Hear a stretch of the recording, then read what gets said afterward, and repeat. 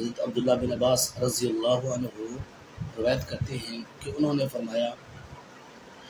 کہ جب نبی کریم صلی اللہ علیہ وسلم مدینہ طیبہ تشریف لائے تو انہوں نے یہودیوں کو اس دن کا روزہ یوم عاشورہ کا روزہ رکھتے ہوئے دیکھا،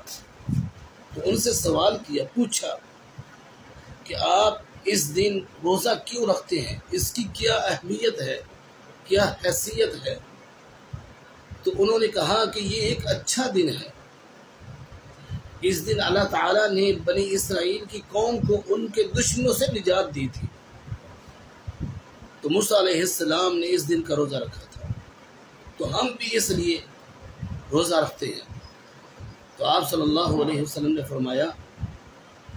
کہ میرا آپ سے زیادہ تعلق موسیٰ علیہ السلام کے ساتھ ہے، آپ سے زیادہ میرا تعلق موسیٰ علیہ السلام کے ساتھ ہے۔